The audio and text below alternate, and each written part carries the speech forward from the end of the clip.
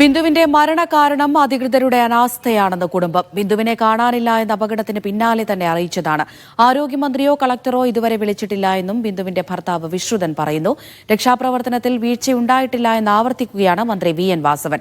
തെരച്ചിൽ നിർത്തിവെക്കാൻ പറഞ്ഞിട്ടില്ല. സൂപ്രണ്ട് നൽകിയ വിവരത്തിന്റെ അടിസ്ഥാനത്തിലാണ് ആളുകൾ ഇല്ല എന്ന് പറഞ്ഞത്. രാഷ്ട്രീയ ദുരുദ്ദേശത്തോടെ തെറ്റായ വ്യാഖ്യാനങ്ങൾ ഉണ്ടാക്കുന്നുണ്ടെന്നും മന്ത്രി പറഞ്ഞു. കെട്ടിടം അപകടാവസ്ഥയിലാണെന്ന റിപ്പോർട്ടുണ്ടായിരുന്നുവെന്ന് കോട്ടയം മെഡിക്കൽ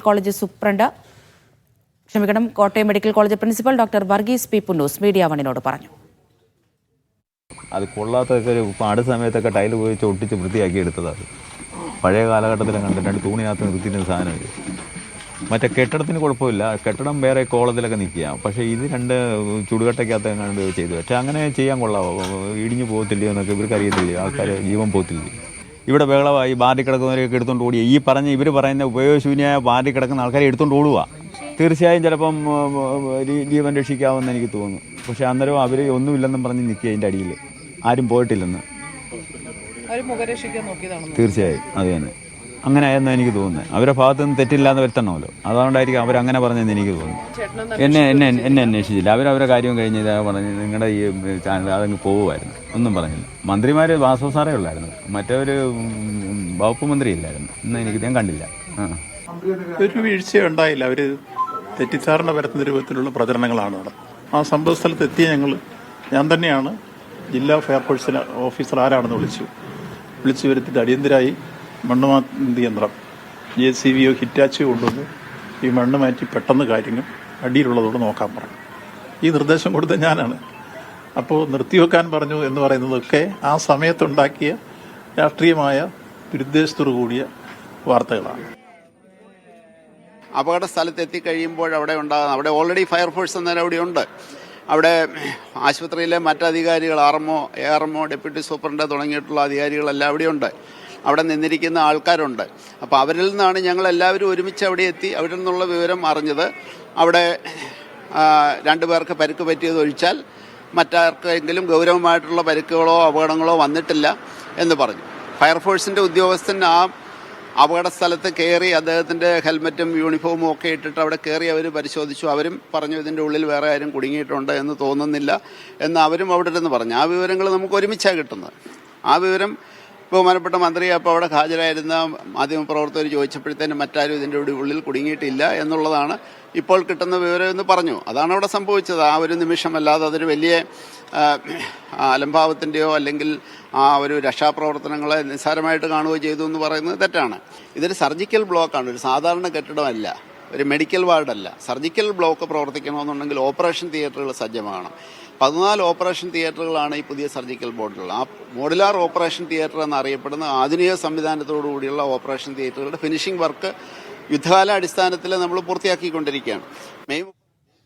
ജോസി ബാബു വിവരങ്ങൾ നൽകാനായി ചേരുന്നുണ്ട്. ജോസി, ബിന്ദുവിന്റെ മരണത്തിന് കാരണം അധികൃതരുടെ അനാസ്ഥയാണ് എന്ന് കുടുംബം ആരോപിക്കുമ്പോഴും ഇപ്പോഴും വീഴ്ച പറ്റിയിട്ടില്ല എന്ന് തന്നെ ആവർത്തിക്കുകയാണോ മന്ത്രി?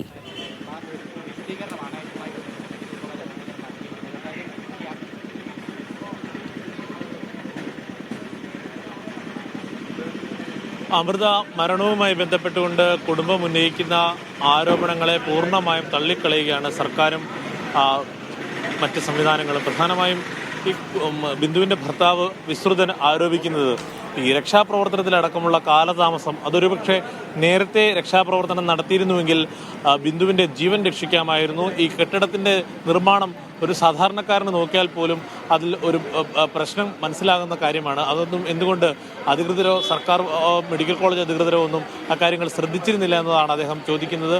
എന്തായാലും ആ കുടുംബത്തിന് വലിയ വേർപാടാണ് ബിന്ദുവിൻ്റെ മരണം ഉണ്ടാക്കിയിരിക്കുന്നത്. നേരത്തെ തന്നെ ബന്ധുക്കളുടെ അടക്കം പ്രതികരണങ്ങൾ വന്നിരുന്നു. കുടുംബത്തിൻ്റെ നട്ടെല്ലായിരുന്നു ബിന്ദുവിൻ്റെ വരുമാനം ആ കുടുംബത്തെ അത്രമേൽ ഏറ്റവും അനിവാര്യമായിരുന്നു. കൂടാതെ ആ മകളെയും അതോടൊപ്പം മകൻ്റെയും വിദ്യാഭ്യാസവും അതോടൊപ്പം മകളുടെ ചികിത്സയ്ക്കുമൊക്കെയും ഒപ്പം നിന്നിരുന്നത് ബിന്ദുവാണ്.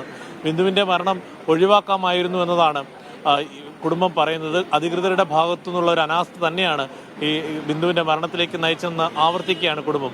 അതേസമയം ഇക്കാര്യങ്ങൾ പൂർണ്ണമായും തള്ളുന്നു മന്ത്രി വി.എൻ. വാസവൻ. അദ്ദേഹം പറയുന്നത് ആദ്യഘട്ടത്തിൽ എത്തിയപ്പോൾ അവിടെ നിന്ന് ലഭിച്ച പ്രാഥമിക വിവരങ്ങളാണ് മന്ത്രിമാർ പങ്കുവച്ചത്.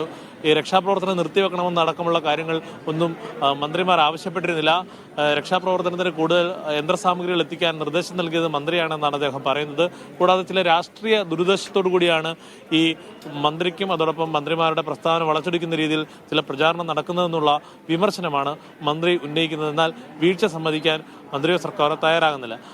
അതിനൊപ്പം ചേർത്താണ് medical college principal doctor Varghese പുന്നൂസിന്റെ പ്രതികരണവും വരുന്നത്. ഈ ആദ്യഘട്ടത്തിൽ വന്ന വിവരങ്ങളാണ് ആശുപത്രിയിലെ ഉത്തരവാദിത്തപ്പെട്ട നിലയിൽ സൂപ്രണ്ട്, പ്രിൻസിപ്പൽ അടക്കമുള്ളവർ മന്ത്രിമാർക്ക് കൈമാറിയത്. അത് അവിടെ നിന്ന് ലഭിച്ച ജീവനക്കാരുടെയും അതോടൊപ്പം അവിടെ ഉണ്ടായിരുന്ന ആളുകളുടെയും ഫയർഫോഴ്സ് ഉദ്യോഗസ്ഥരുടെയും ഒക്കെ പ്രതികരണങ്ങളിൽ നിന്ന് ലഭിച്ച വിവരങ്ങളാണ് പങ്കുവച്ചത്. അപ്പോൾ കാര്യമായ പ്രശ്നങ്ങൾ ഉണ്ടായിരുന്നില്ല എന്നുള്ളതാണ് ആദ്യഘട്ടത്തിൽ ലഭിച്ചിരുന്നത്. അതുകൊണ്ട് തന്നെയാണ് ആ വിവരം അങ്ങനെ പങ്കുവച്ചതെന്നാണ് അദ്ദേഹം പറയുന്നത്. കൂടാതെ ഈ സർജറി ബ്ലോക്ക്, ഇപ്പോൾ തുറന്നു കൊടുത്തിരിക്കുന്ന സർജറി ബ്ലോക്ക് എന്തുകൊണ്ട് നേരത്തെ തുറന്നു കൊടുത്തിരുന്നില്ല എന്നുള്ള ആരോപണത്തിനും അദ്ദേഹം മറുപടി പറയുന്നുണ്ട്. അദ്ദേഹം പറയുന്നത് സർജിക്കൽ ബ്ലോക്ക് എന്ന നിലയിൽ 14 ഓപ്പറേഷൻ തിയേറ്ററുകളോളം സജ്ജീകരിക്കേണ്ടതുണ്ടായിരുന്നു. ഓപ്പറേഷൻ തിയേറ്ററുകളുടെ നിർമ്മാണം പൂർത്തിയാകാത്തതിനാലാണ് ഈ കെട്ടിടം തുറന്നു കൊടുക്കാൻ കഴിയാതിരുന്നതെന്നാണ് അദ്ദേഹം ഇതിന് വിശദീകരണമായി പറയുന്നത്. എന്തായാലും ഇന്നും ഈ വിഷയം ഉയർത്തി കോട്ടയം മെഡിക്കൽ കോളേജിലേക്ക് പ്രതിഷേധങ്ങൾ വിവിധ സംഘടനകൾ പ്രഖ്യാപിച്ചു.